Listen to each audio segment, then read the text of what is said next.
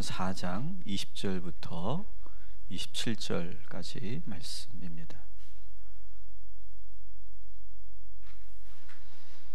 오늘 이 20절부터 27절까지는 여러분이 아시는 것처럼 4장에서 아들들에게 아버지가 전하는 세 가지 지혜를 소개하고 있는 가운데 지난주는 우리 첫 번째, 두 번째를 했었습니다. 물론 잘 기억이 안 나시겠지만 했었고요. 그리고 오늘 세 번째입니다. 세 번째의 지혜를 지금 아버지가 아들들에게 전하고 있습니다. 우리 한번 먼저 같이 한 목소리로 봉독해 보겠습니다. 시작. 내 아들아, 내 말에 주의하며 내가 말하는 것에 내 귀를 기울이라. 그것을 내 눈에서 떠나지 말지 말라. 내 마음속에 지키라. 그것은 얻는 자에게 생명이 되며 그의 온 육체의 건강이 됨이니라. 모든 지킬 만한 것 중에 더욱 내 마음을 지키라. 생명이 근원이 이에서 남이니라. 구부러진 말을 내 입에서 버리며 삐뚤어진 말을 내 입술에서 멀리하라. 내 눈은 바로 보며 내 눈꺼풀은 내 앞을 곧게 살펴 내 발이 행할 길을 평탄하게 하며 내 모든 길을 든든히 하라. 좌로나 우로나 치우치지 말고 내 발을 악에서 떠나게 하라. 아멘. 자, 오늘 말씀에서 우리가 눈여겨 보여지는 것은 아버지가 아들들에게 두 번씩이나 뭐라고 합니까? 내 마음을 지키라 라고 하는 말을 한다는 거죠. 내 마음을 지키라. 그래서 오늘 아버지는 아들들에게 마음에 대한, 이 마음을 어떻게 다스려야 되는지에 대한 그런 지혜를 가르치고 있죠. 이 마음을 어떻게 지키는 것이냐, 첫 번째는 20절에 여러분 보시면 정확하게 말하면 내 마음 속에 지키라 이렇게 되어 있죠. 내 마음을 지키라가 아니라 내 마음 속에 지키라. 뭘 지키라는 거야? 지금까지 아버지가 들려주었던 지혜의 가르침을 내 마음속에 잘 간직해라. 그런 의미에서 내 마음속을 지키라 이렇게 되어 있습니다. 여러분, 지혜는 어떻게 만들어질까요? 지혜는 어떻게 만들어질까요? 사실 살아있는 지혜는 삶에서 나오는 거죠. 삶에서 내가 살면서, 또 특별히 살면서 언제 지혜가 만들어질까요? 어려움이 닥치고 내가 실수했을 때, 실패했을 때, 그때 나에게 어려운 그런 시간들을 견뎌나가면서 정말 아주 반짝반짝거리는 보석과 같은 지혜를 우리가 거기서 발견하게 되죠. 그래서 물론 어려움을 당한 사람이 다 지혜를 얻는 거 아니에요. 그죠? 어려움 속에서 배운 사람만이 지혜를 경험하게 되죠. 그런데 이 과정은 너무 긴 시간이 필요하고, 어떤 사람은 좀 전에 말씀드린 것처럼 지혜를 발견하지도 못하고 그냥 중도에 인생이 끝나기도 하고, 그리고 더 안 좋아지기도 합니다. 그렇기 때문에 상당히 위험 부담이 없지 않아 있어요. 그러면 조금 더 쉬운 방법은 뭘까요? 지혜를 우리가 얻을 수 있는 좀 더 쉬운 방법은 다른 사람의 지혜를 내 것으로 만드는 거예요. 그죠? 다른 사람의 지혜를, 가령 책을 통해 우리가 지혜를 얻을 수도 있죠. 그리고 훌륭한 그런 지혜의 선생님들, 멘토들을 만나서 그분들을 통해서 우리가 지혜를 얻을 수도 있어요. 그런데 오늘 이 잠언에서 계속해서 이야기하는 건 뭐예요? 그 지혜를 누구한테 배우라고? 아버지한테 배워라, 어머니한테 배워라. 이것을 계속 강조하고 있어요. 지혜를 아버지, 어머니에게 배우고 그것을 잘 간직해서 네 것으로 만들어라 이렇게 말하고 있어요. 근데 그 아버지가 가르쳐주는 것을 어떻게 하라고요? 마음속에 그것을 잘 지켜라. 잊어먹지 않도록 그것을 계속해라. 마음속에 그걸 계속 담아두고, 그리고 필요할 때마다 아버지가, 어머니가 했던 그 말을 잘 떠올리고 그대로 실행해라 라고 하는 거예요. 그러니까 사실 지혜라는 것이 거창하고 아주 어려운 게 아니에요, 여러분.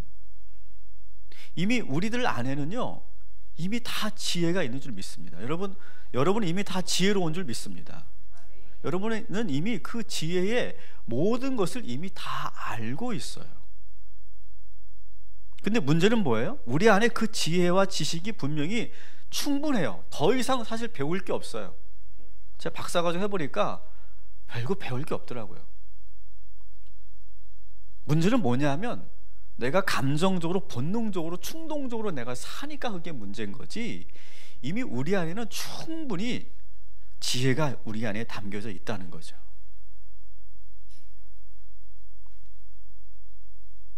여러분 생각해 보세요. 음주운전을 해야 돼요, 말아야 돼요? 이거 모르는 사람 있어요? 근데 왜 매일매일 음주운전 적발자가 나올까요? 그럼 그 사람들은 정말 음주운전을 하지 말아야 되는 걸 모르는 걸까요? 다 알고 있어요. 다 알고 있어요. 그런데 우리는 왜 그렇게 할까요? 우리가 알고 있지만 그것을 행동하지 않기 때문에 문제인 거죠. 그러니까 사실 지혜를 몰라서가 아니라 지혜를 살지 않는 것이 더 문제라는 거죠. 그래서 여러분, 우리들 안에 있는 지금 이 정말 우리 삶에 꼭 필요한 그런 지혜와 지식이 우리 안에 분명히 있는데 그것을 언제든지 꺼내 쓸 수 있도록 우리 안에 다시 한번 재정리가 필요하다는 거예요. 그래서 로버트 풀검이라고 하는 사람이 좀 오래된 책이긴 한데 1990년대에 나온 책이긴 한데 이런 책이 있어요. 내가 정말 알아야 할 모든 것은 어디서 배웠다? 유치원에서 배웠다. 이미 여러분이 초등학교만 나왔으면 이미 여러분들에겐 지혜가 충만한 줄 믿습니다. 더구나 여러분의 신앙생활하고 말씀을 읽고 있기 때문에 이미 우리는 다 지혜를 다 가지고 있어요. 그러니까 뭐 대학원을 다니고 박사과정을 하고 뭐 포스트 박사과정을 하고 해도 거기서 지혜를 얻는 것이 아니다라고 하는, 이미 우리는 언제 배웠어요? 유치부 시절에 다 배웠어요. 엄마 아빠에게 배우고 학교에서 기본적인 지혜를 우리는 다 배웠다는 거예요. 그 로버트 풀검이 우리가 유치원에서 배웠던 지혜들에 대해서 소개하고 있습니다. 한번 읽어볼까요? 한번 같이 읽어볼게요. 모든 것을 남과 나누기. 이거 알아요, 몰라요? 이미 너무 잘 알고 있어요, 우리는요. 또 두 번째, 공정하게 겨루기. 이거를 못하니까 이 어른들이 문제인 거 아니겠어요? 유치원에 이미 다 배운 거예요. 또 세 번째, 이거 다 배웠잖아. 근데 왜 때리냐고, 우리가 커가지고 왜 그렇게 못 살아 사람들을 그렇게 괴롭히고 그렇게 막 갑질을 하냐고요. 이게 다 유치원에 배운 거예요, 이미 다. 그 다음에 뭐예요? 쓴 것은 제자리에 갖다 놓기. 이거는 저는 지금도 집에서 잘 안 되는 것 같아요. 그리고 자기 것은 뭐예요? 스스로 청소하기. 남의 것을 들고 오지 않기. 이미 우리가 다 배운 거예요. 남을 아프게 했으면 어떻게 해야 돼요? 미안하다고 말하기. 이게 어른들이 몰라서 그러는 게 아니라는 거죠. 그 다음에 밥 먹기 전에 뭐 해야 돼요? 손 씻기. 이거 잘 안 되는 것 같고, 저도. 또 뭐 변기 내리기. 이것도 잘 안 되는 것 같고.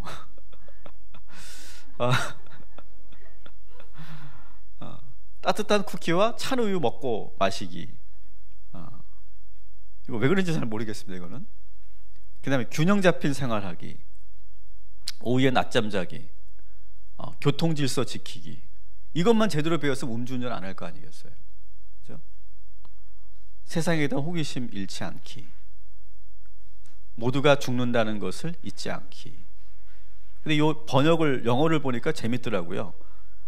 물고기나 햄스터, 그 다음에 그 화이트 그 쥐죠, 쥐. 이런 것들이 다 언젠가는 죽는다. 이걸 가르치는 거죠, 그죠? 그 다음에 눈을 똑바로 뜨고 세상을 잘 관찰하기.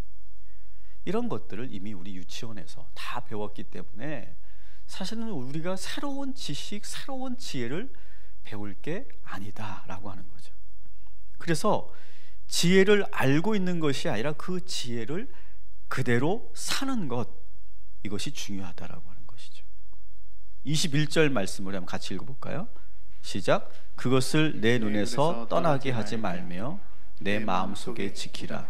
그것을 얻는 자에게 생명이 되며 그의 온 육체의 건강이 됨이니라. 아멘.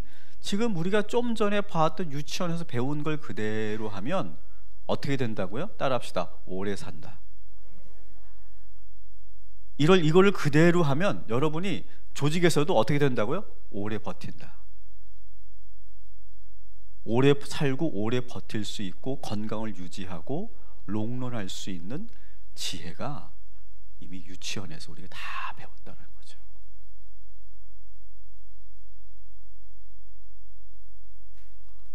우리의 몸과 마음을 건강하게 할 수 있는 것을 우리 이미 다 알고 있는데 그것을 하지 않는 것이 문제라고 하는 것이죠. 그래서 이 아버지가 들려주는 이 지혜는 우리의 생명을 지키고 유지할 수 있는 지혜다. 여러분, 어디에서든지 여러분 오래 잘 견디고 그리고 건강하게 유지하고 그리고 그것을 잘 이루어가는 그런 기복이 없는 그런 여러분들의 삶이 되시기를 주님의 이름으로 축원합니다.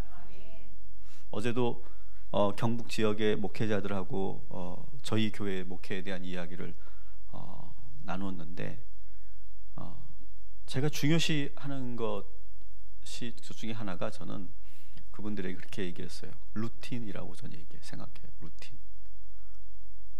똑같은 반복적인 생활을 지루해하지 않고 답답해하지 않고 꾸준히 해나가는 거. 그 루틴에서 힘이 나오고 능력이 나오고 기회가 생기는 것 같아요. 근데 보통 사람들은 뭔가 계속 똑같은 일을 하면 답답하다고 생각하고 내가 지금 바보 같다고 생각한다는 거죠. 그런데 그런 루틴한 그런 생각, 그런 삶들을 꾸준히 묵묵히 하다 보면 여러분 앞으로 여러분 이 수요 공감 예배에 저하고 10년만 같이 하면 여러분의 인생이 달라질 줄 믿습니다. 아멘 하신 분들은 10년은 간다는 얘기인 줄 믿습니다. 근데 여러분 루틴이 대단히 중요합니다. 루틴이 정말 중요해요. 꾸준히 가는 거예요. 어제도 그 모임을 하고 끝나니까 좀 애매하더라고요. 운동을 해야 될 시간이 됐는데 애매하더라고요. 막 고민을 했어요. 근데 좀 10분 정도 늦었지만 그래도 가는 거죠. 그리고 하고 오는 거죠. 그러니까 내가 하기로 했던 것은 꼭 하는 거예요. 내가 지키기로 했던 그 자리는 꼭 지키는 거예요. 그것이 바로 지혜다라고 하는 거죠. 이미 내가 알고 있는 것을 그대로 묵묵히 지키고 행할 때 우리에게 뭐가 된다고요? 그것을 얻은 자는 뭐가 된다고요? 생명이 된다. 생명이. 그리고 우리의 육체의 건강이 된다.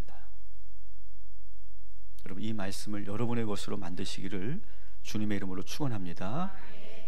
그래서 이제 제가 좀 더 구체적으로 그러면 마음을 잘 지킨다는 건 뭘까? 마음을 잘 지킨다는 거. 23절을 다시 한번 읽어봅시다. 시작.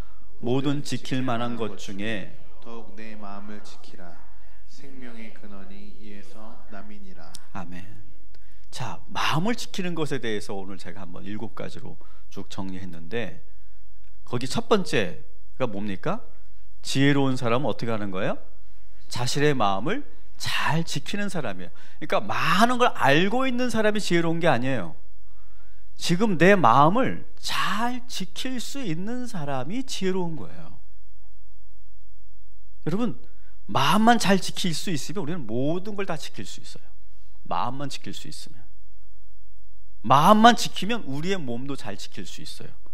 마음만 지키면 우리 가정도 지킬 수 있어요. 그죠? 그냥 확 뒤집어 엎고 싶은데 내 마음만 잘 지키면 그래도 내가 참는 거예요. 내 마음을 잘 지켜서. 모든 병의 원인은 어디서 옵니까? 마음에서 오거든요. 마음에서. 그래서 마음을 잘 지키지 못하고 다스리지 못하면 결국 마음에 병이 생기고 마음에 병이 들어오면 100% 병으로 전이 되는 거예요. 그러나 우리의 마음을 잘 지키면 몸에 병이 찾아와도 그 병을 넉넉히 이기게 될 줄 믿습니다. 우리 조경자 권사님 이번에 완치 판정 박수 한번 해주십시오. 저는 우리 동탄 꿈의 교회 오셔서 완치된 줄 믿습니다. 정말 감사하죠. 정말 오랫동안 정말 오랜 그런 시간 병과에 싸우셨는데 완치 판정을 받으셨다는 그런 소식을 듣고 저도 너무 기뻤고, 여러분 되게 중요하죠. 우리의 영혼이, 우리의 마음이 살면 우리의 몸도 회복될 줄 믿습니다. 그래서 여러분 지난 주일날 제가 설교했던 빌립보서 4장 7절 말씀 여러분 기억하시죠? 모든 지각에 뛰어난 하나님의 평강이 누구를 통해? 그리스도 예수 안에서 우리의 생각과 마음을 지키시리라. 여러분 이 말씀이 계속 작동하고 계시죠? 여러분 계속 작동시키셔야 돼요. 그래서 그 평강이 그리스도 안에서 우리의 생각과 마음을 지키면, 그러면 지혜로운 거예요. 그러면 하나님이 주시는 지혜로 오늘도 여러분의 생각과 마음이 지켜지게 되기를 주님의 이름으로 축원합니다. 자, 두 번째, 마음을 지킨다는 건 뭐냐? 같이 읽어봅시다. 시작. 마음을 잘 지키는 사람은 속사람이 강건해서 쉽게 상처받지 않는 사람이에요. 네. 내 마음을 잘 지킬 줄 아니까 쉽게 상처받지 않는 거예요.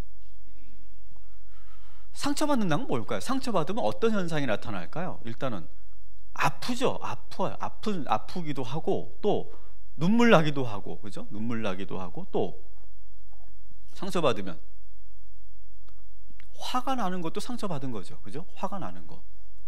아프니까 화가 나는 거죠. 그죠? 그것도 상처받았다는 얘기예요.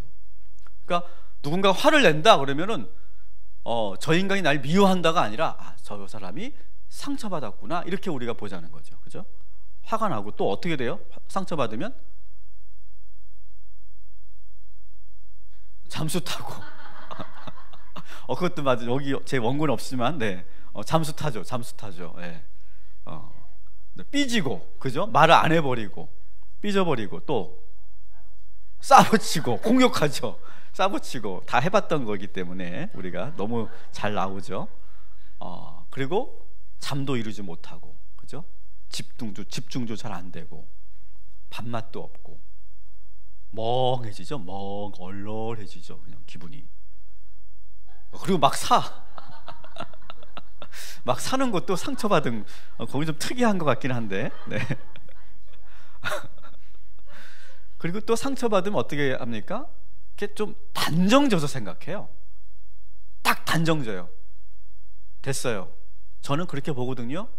됐어요. 더 이상 말씀하지 마세요. 딱 그렇게. 그게 상처받았다는 얘기예요. 상처받았다는 얘기. 예? 제가 그런다고요? 제가 집에선 그래요. 집에서는. 교회에서는 안 그러지. 내가 단정지어 생각하고 극단적으로 생각하죠. 아주 극단적으로 생각하고 너무 오버해서 생각해요. 이런 것들이 다 상처받았다는 얘기예요. 너무 과하게 표현을 하거나 나도 모르게 행동이나 말이 거칠어지죠. 이게 다 뭐예요? 상처받았다는 얘기예요. 그리고 어떤 사람은 상처받으면 아주 급격하게 차가워지는 사람도 있고요. 또 어떤 사람은 자기가 상처받았다는 걸 보여주기를 싫어해요. 근데 남들은 알아 몰라? 다 알고 있어. 자기만 몰라. 자기만. 화 안 났어요. 그러는 거죠. 안 났다니까요? 이러면서 막 웃으려고 막 하는데 이미 표정에서 이미 다 우리가 눈치채죠. 자, 그러면 우리가 오늘 속사람이 강하면 상처를 안 받는다라고 하는데, 그러면 안 아플까요? 아픈 건 아픈 거죠, 여러분. 사람이 어떻게 누군가가 나한테 그렇게 싫은 소리를 했는데 안 아플 수가 있어요. 그죠? 아픔을 느끼는 것이 정상이죠. 그런데 어떤 사람이 상처를 안 받는다라고 말하기보다 그 상처를 잘 관리하느냐가 중요한 거죠. 그래서 더 그 상처가 문제가 되지 않도록 하는 것이 상처를 안 받는다라고 표현하는 것 뿐이지, 상처가 없다 그런 사람 없고요, 상처 같은 거는 안 받아 그런 사람 없다는 거죠.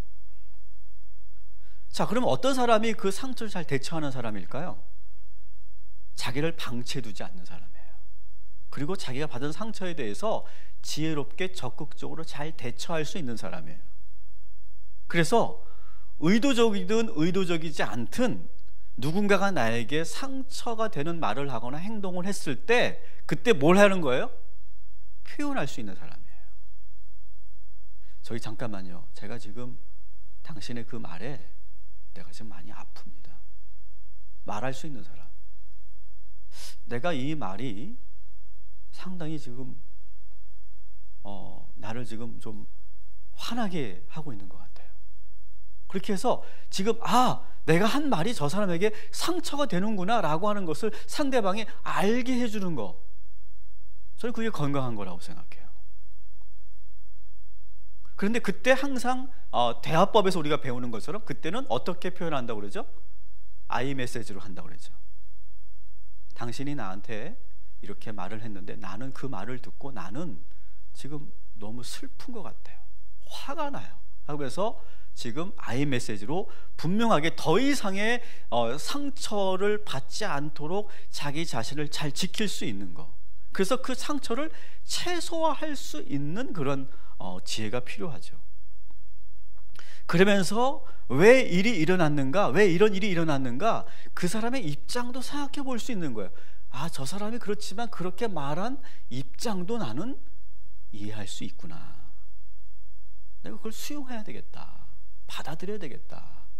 그러니까 아까도 말씀드린 것처럼 상처받으면 단정지어 생각하고 상대의 말을 안 들리게 되거든요. 그런데 내가 지금 아프긴 아프지만 그 사람이 하는 말도, 그 사람이 나한테 그렇게 한 행동도 이해가 안 되는 건 아니구나. 내가 그래도 수용할 수 있겠다. 수용해야 되겠다. 그렇게 하는 것이 상처를 최소화하는 그런 방법이라는 것이죠. 그러면서 내 자신을 한번 다시 돌아보는 거, 나를 돌아보고 비록 아프지만 내가 그 말을 통해서 내가 아프지만 조금 전에 내가 그런 상대방이 또 나로 인해 상처를 받았다고 한다면 내가 그런 행동을 하지 않도록 내가 또 나 자신을 돌아보는 거, 그리고 의식적으로 노력해서 현명하게 그 상황을 더 불이 붙지 않도록 현명하게 대처하는 거, 이런 것들이 상처를 안 받는다라고 표현하는 것이죠. 여러분, 상처를 안 받는 사람은 없어요. 근데 여러분, 우리가 이렇게 그 상처가 왔을 때 그것을 잘 대처하고 해결해 가는 저와 여러분이 되기를 주님의 이름으로 축원합니다. 그래서 마음을 잘 지키는 사람은 속사람이 강해서 상처를 잘 이겨낸다는 것이죠.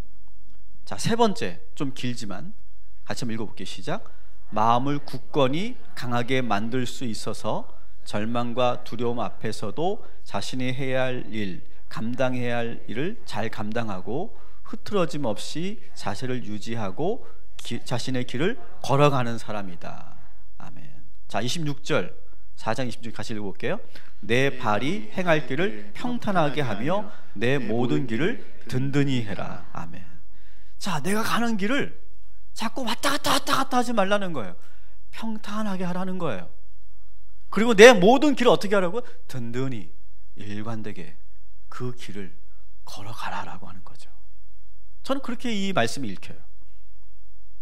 내가 아무리 내가 해야 할 일을 할 때 내가 중간에 가다 보면 하고 싶지 않을 때가 있어요.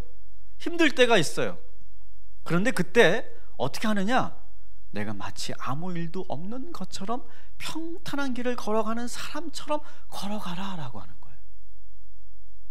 그래서 우리가 맡고 있는 감당하고 있는 일들을 기복 없이 든든히 해 나가라라고 하는 말씀이라는 거죠. 저희 때는, 우리 부모님들 세대는, 저희가 어릴 때는 갑자기 엄마 나 아파서 학교 못 갈 것 같아 그러면 엄마들이 뭐라고 합니까? 가서 쓰러지는 한이 있어도 학교는 가야지! 그렇게 하는 거예요. 요즘에 애들한테 그렇게 하면은 난리 나더라고요. 근데 우리 때는 그렇게 엄마 아빠가 가르쳤어요. 그래서 저는 그게 맞다고 생각해요, 사실은. 그러니까 우리 아이들은 지금 너무 약한 것 같아요. 아무리 힘들고 어려워도, 아무리 피곤하고 아파도 기어이 내가 해야 할 일을 하는, 그 성실하게 감당하는 그런 마음이 있어야 그게 마음을 지키는 거라는 거죠. 여러분, 사실 몸이 아파서 못하는 게 아니라 내 마음이 약해서 못하는 거예요, 사실은요. 잘 보면요. 사랑하는 성도 여러분, 우리 현실이 정말 힘들고 어려울 때, 그때 여러분 더 길을 쓰고 주님 전으로 나오시고, 그때 더 부르짖고 기도하시고 예배하시기를 주님의 이름으로 축원합니다. 그러면 우리 하나님께서 우리의 마음을 딱 지켜주세요. 여러분 이거 체험해 보셨잖아요, 그죠? 내가 길을 쓰고, 나 정말 일어날 힘도 없는데 내가 길을 쓰고 기어 나오듯이 내가 주님의 전에 나와서 예배하고 기도할 때 하나님께서 내 마음을 탁 붙잡아 주시잖아요. 여러분 그런 체험이 우리에게 있어야 돼요. 그것이 마음을 지키는 것이다. 네 번째, 같이 읽습니다. 시작. 마음에 옳고 그름에 대한 분명한 확신과 신념이 있어서 쉽게 유혹에 흔들리지 않는 사람. 너무 많은 정보들이 있고 수많은 사람들의 말을 듣잖아요. 그러다 보면 우리가 외부의 말에 이리저리 흔들릴 때가 있어요. 그러면서 우리 스스로 중심을 잘 지키지 못하고 분별하기 어려울 때가 있어요. 그러니까 잘 봐야 되는데 잘 보지 못하는 거죠. 25절을 한번 같이 읽어볼게요. 시작. 내 눈은 바로 보며 내 눈꺼풀은 곱게 살펴. 아멘. 여러분 우리의 눈과 귀가 얼마나 가볍습니까? 주변에 사실이 아닌데도 계속 주변에서 사람들이 그렇게 말을 하면 사실처럼 보이죠. 들리고 보이죠. 내가 이성적으로 이렇게 하면 안 된다는 걸 내가 알면서도 결국 저들이 하는 말에 나도 모르게 동조하게 되고 어느 순간 진짜로 그렇게 보이게 되고 또 그렇게 들리게 되죠. 그리고 한번 이렇게 사람이 내가 확증해버리면 맞아 그게 맞는 거야 라고 내가 한번 생각해버리면 그 다음부터는 아예 다른 말을 내가 들으려고 하지 않는 그런 행동, 그걸 뭐라고 합니까? 확증편향이라고 해요. 확증편향. 한번 내가 듣고 그게 맞다, 사실이다 라고 내가 딱 각인이 되면 더 이상 새로운 걸 들으려고 하지 않는 그런 사람들이 확증편향이 강하다 이렇게 말하죠. 잠언은 이러한 사람들을 미련한 사람이다 이렇게 말해요.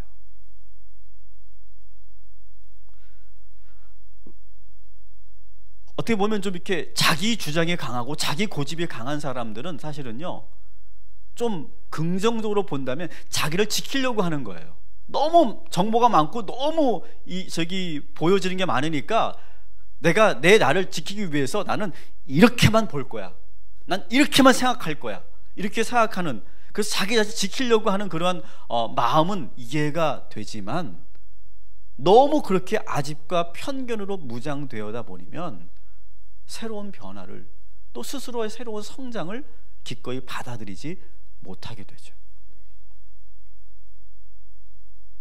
여러분 우리가 잘 듣고 열린 마음으로 듣되 우리가 또 우리의 중심을 잘 지킬 수 있는 마음을 잘 지키는 그러한 저와 여러분이 되기를 주님의 이름으로 축원합니다.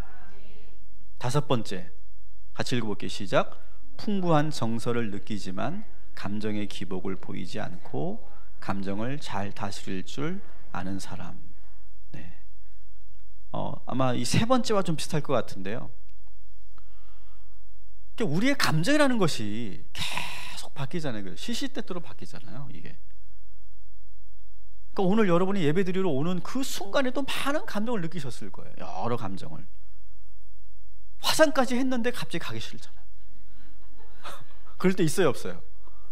내가 차라리 화장을 안 했으면 내가 안 갈 텐데 화장까지 해놓고 옷까지 입어놓고 갑자기 잠깐 소파에 앉았는데 가기 싫어. 그렇게 될 때가 있어요. 갑자기 그렇게 가기 싫다라고 생각하는 순간 내가 보고 싶지 않은 사람 얼굴이 떠올라. 그리고 괜히 우울해지고 불편하게 내가 느껴지는 거예요. 여러분, 그런데 그럴 때 그렇게 감정에 따라 행동하면 될까요? 안 될까요?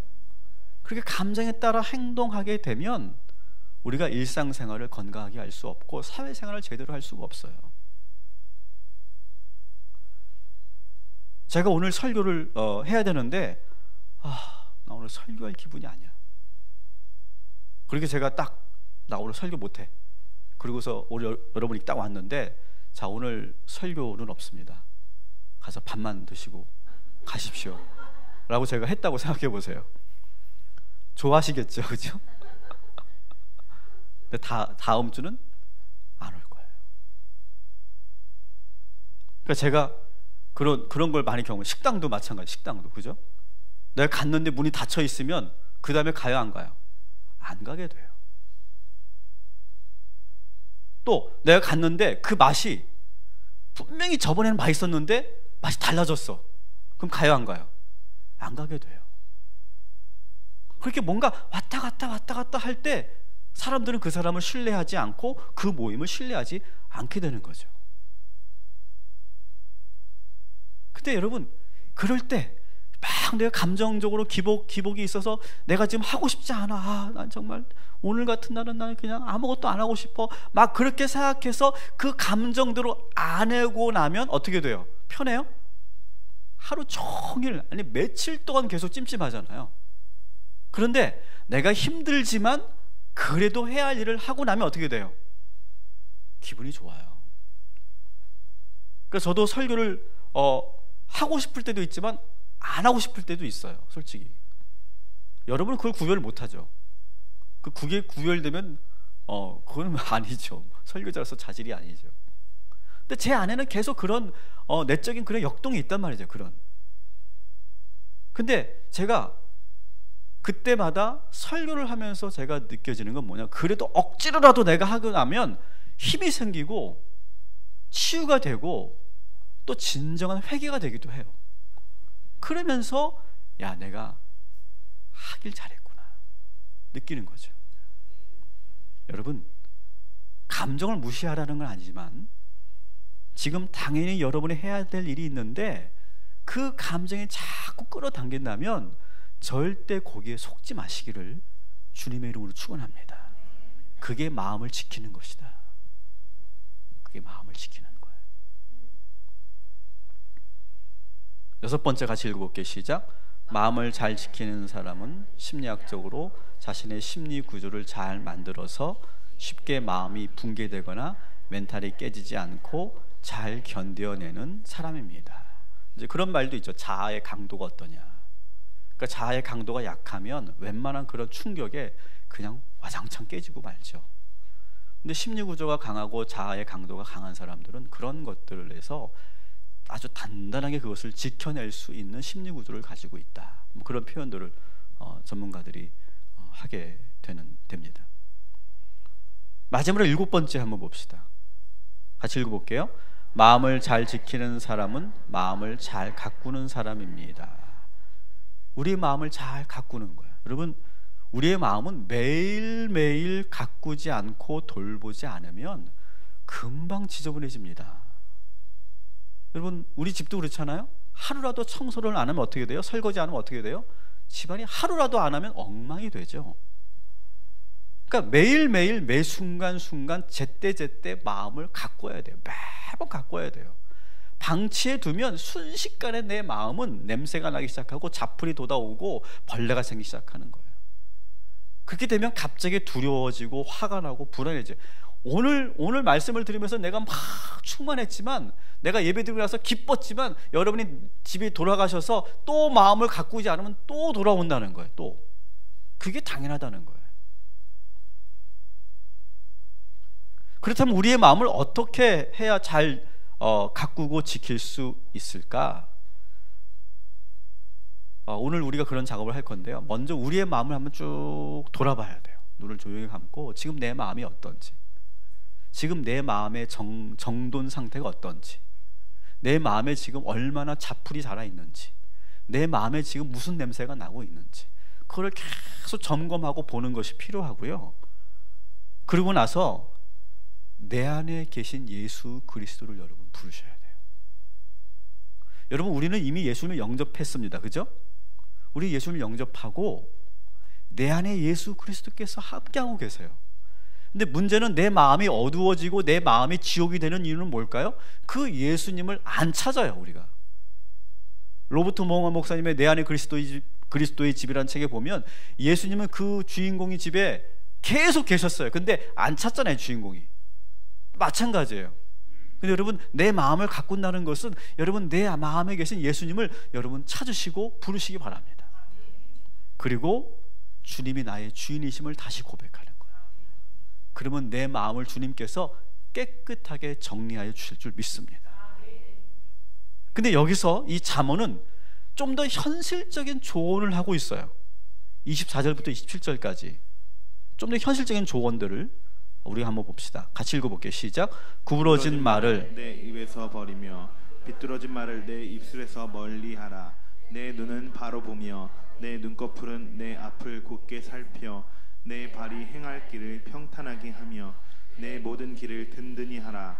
좌로나 우로나 치우치지 말고 내 발을 악에서 떠나게 하라. 아멘. 자, 내 마음을 가꾸고 내 마음을 지키는 것 중에 현실적인 조언이 뭐냐면, 따라합시다. 말을 조심하라.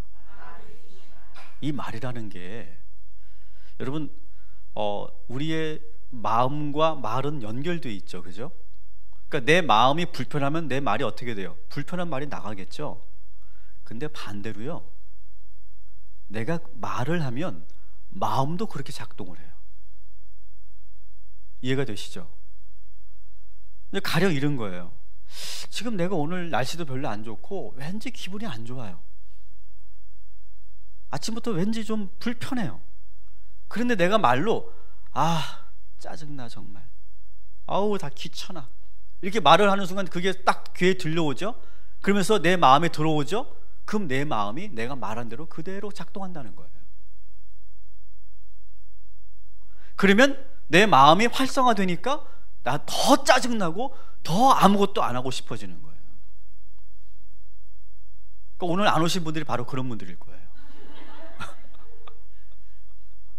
반대로 마음은 좋지 않지만 내가 그렇게 말하는 거예요. 내 기분에 내가 해야 할 일을 포기하지 말아야지, 내가 그래서 할 일은 해야지 라고 말하면 마음이 어떻게 될까요? 내 마음이 그대로 작동하는 거예요. 그러면서 힘을 우리에게 공급해 주는 거예요. 그나마 아무리 내가 마음이 불편해도. 그러면서 내가 혼잣말로 그렇게 말을 하고 내가 찬양을 듣고 설교를 들으면 무거운 마음이라도 내가 오면 그 말 때문에 우리가 승리하게 되는 거예요.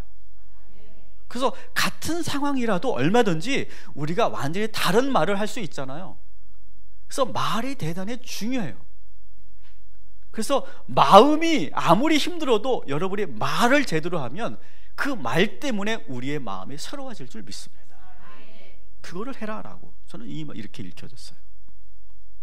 두 번째, 따라합시다. 눈을 바로 봐라.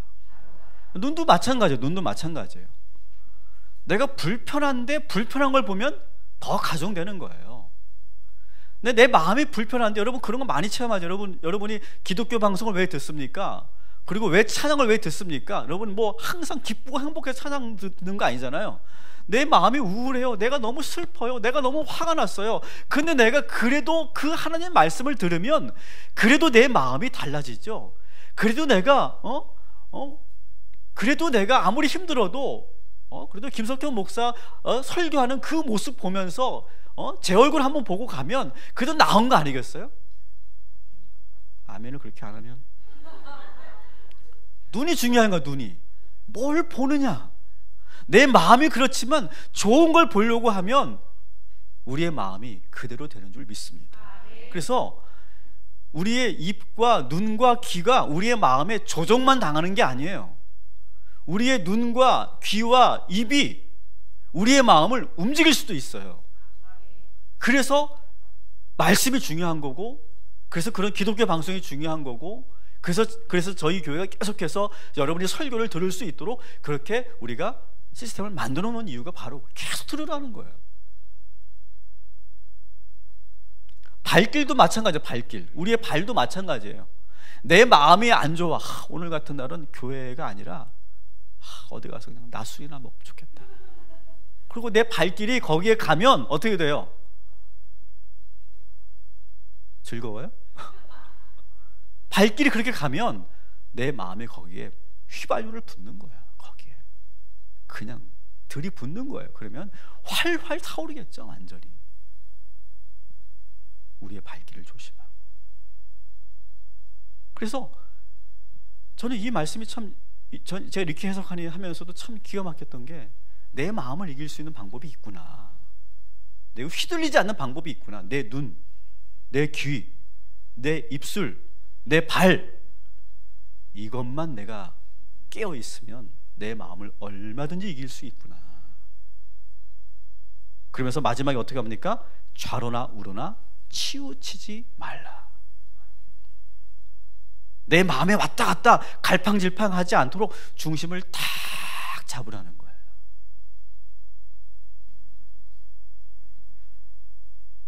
오늘 우리가 그런 기도를, 이제 기도 사역을 우리가 할 건데, 여러분 오늘도 중심을 잘 잡으시기 바랍니다.